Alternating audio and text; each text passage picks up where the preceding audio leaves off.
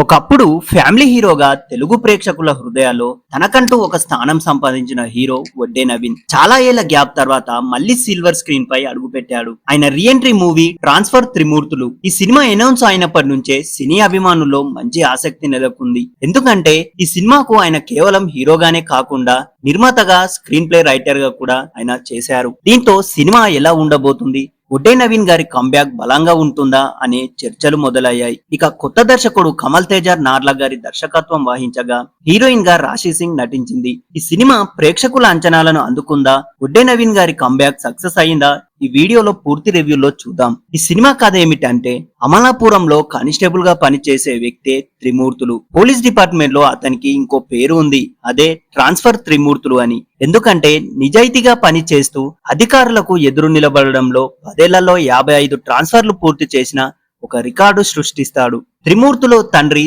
దేవి ప్రసాద్ నిజాయితీకి ప్రతీక. డ్యూటీ చేస్తూ ప్రాణాలు కోల్పోయిన తన కొడుకుకు ధర్మం, న్యాయం అనే విలువలు నేర్పి వెళ్తాడు. అదే తండ్రి ఆలోచనలతో పెరిగిన త్రిమూర్తులు ఎక్కడ పని చేసినా అవినీతి, అన్యాయాన్ని ఎదుర్కొంటాడు. ఒక రోజు సీఎం సభకు బందోబస్తు కోసం పంపబడిన త్రిమూర్తులు అక్కడ సీఎం మీద జరగబోయే దాడిని అడ్డుకుంటాడు. సాధారణంగా ఇలాంటి పనికి ప్రమోషన్ రావాలి, కానీ విచిత్రంగా అతనికి ప్రమోషన్ ఇవ్వకుండా మరోసారి ట్రాన్స్ఫర్ ఆర్డర్ వస్తుంది. అలా అతనికి అరకు పోలీస్ స్టేషన్ కు పంపిస్తారు. అక్కడికి వెళ్లిన తర్వాత అసలు కథ మొదలవుతుంది.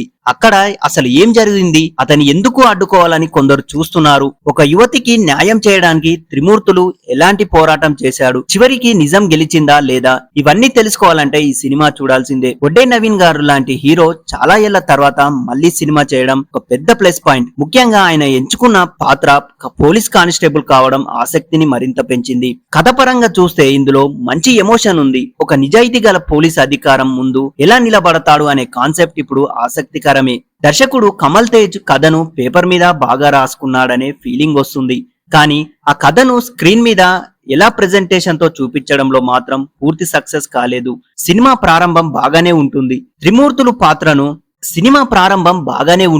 త్రిమూర్తుల పాత్రను పరిచయం చేసే సన్నివేశాలు ప్రేక్షకుల్లో ఆసక్తి కలిగిస్తాయి. ముఖ్యంగా వరుస ట్రాన్స్ఫర్ల గురించి చూపించిన విధానం క్యారెక్టర్ ను బలంగా నిలబెడుతుంది. కొద్దిసేపటికే కథ ఎటు వెళ్తుందో ప్రేక్షకుడికి ఊహించగలలేడు. ఇదే సినిమాకి పెద్ద మైనస్.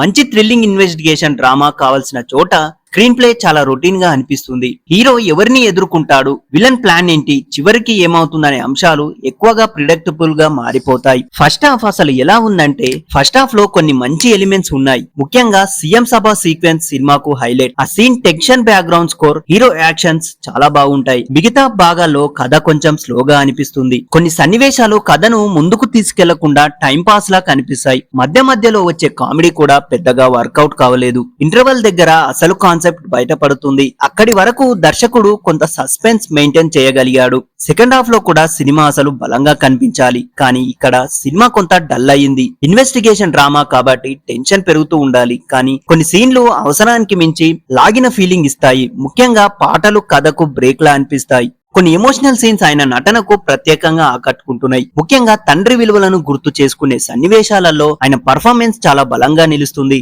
రీఎంట్రీ పరంగా చూస్తే వడ్డే నవీన్ గారికి ఇది ఒక మంచి ప్రయత్నం. ఇక హీరోయిన్ మరియు ఇతర నటీనటుల నటన చూసుకుంటే, రాశి సింగ్ స్క్రీన్ టైం తక్కువే అయినా తన పాత్రకు న్యాయం చేసింది. హోమ్లీ పాత్రలో చాలా న్యాచురల్ గా కనిపించింది. దేవి ప్రసాద్ గారి పాత్రలో నటించిన ఆర్టిస్ట్ చాలా బాగా చేశాడు. తండ్రి పాత్రకు మంచి వెయిట్ తీసుకొచ్చాడు. విలన్ పాత్రకు కూడా కథ సరిపోయింది, కానీ మరింత పవర్ఫుల్ గా రాసి ఉంటే ఇంకా బాగుండేది. సీఎం పాత్రలో నటించిన వ్యక్తి కూడా తన పాత్ర పరిధిలో ఆకట్టుకున్నాడు. సినిమా టెక్నికల్ విభాగం చూసుకుంటే సినిమా టెక్నికల్ గా ఓకే అనిపిస్తుంది. బ్యాక్గ్రౌండ్ స్కోర్ కొన్ని కీలక సన్నివేశాలలో బాగా ఎలివేట్ చేసింది. ముఖ్యంగా యాక్షన్స్ మరియు టెన్షన్స్ సన్నివేశాలలో మంచి మ్యూజిక్ ప్లస్ అయింది. పాటలు మాత్రం పెద్దగా గుర్తుండవు. కథ మధ్యలో వచ్చే ఫ్లోని బ్రేక్ చేసిన ఫీలింగ్ కలిగిస్తాయి. సినిమాటోగ్రఫీ పర్వాలేదు, కానీ కొన్ని చోట్ల సెట్లు షూట్ చేసిన ఫీలింగ్ ఎక్కువగా కనిపిస్తుంది. రియల్ లొకేషన్స్ లో షూట్ చేసి ఉంటే మరింత న్యాచురల్ గా అనిపించేది. ఎడిటింగ్ ఇంకాస్త క్రిస్పీగా ఉండాల్సింది. ముఖ్యంగా 15-20 నిమిషాల ట్రిమ్ చేసి ఉంటే సినిమా మరింత షార్ప్ గా ఉండేది. వడ్డే నవీన్ గారి కంబ్యాక్ మంచి కాన్సెప్ట్, కొన్ని ఎమోషనల్ సీన్స్, సీఎం సభ sequence, predictable screen play, slow narration, అవసరం లేని పాటలు, డ్రాగ్ అయిన సెకండ్ హాఫ్. మొత్తానికి ఈ సినిమా ఓవరాల్ గా ట్రాన్స్ఫర్ త్రిమూర్తులు ఒక మంచి పొటెన్షియల్ ఉన్న కథ, ఆ కథకు సరిపడే గ్రిప్పింగ్ స్క్రీన్ ప్లే లేకపోవడంతో సినిమా పూర్తి స్థాయిలో ప్రభావం చూపలేకపోయింది. వడ్డే నవీన్ గారి అభిమానులకు మాత్రం ఆయన రీఎంట్రీ కారణంగా ఈ సినిమా ఒక్కసారి చూడదగ్గ సినిమాని. కొత్తదనం, థ్రిల్, మాస్ ఎలివేషన్స్ ఆశించే ప్రేక్షకులకు మాత్రం ఇది కొంత నిరాశ కలిగించే అవకాశం ఉంది. వడ్డే నవీన్ గారి నటన కోసం చూడొచ్చు, కానీ కథ చెప్పిన తీరు మాత్రం మరింత బలంగా ఉండాల్సింది. ఇలాంటి మూవీ రివ్యూల కోసం మా ఛానల్ ని సబ్స్క్రైబ్ చేసుకోండి.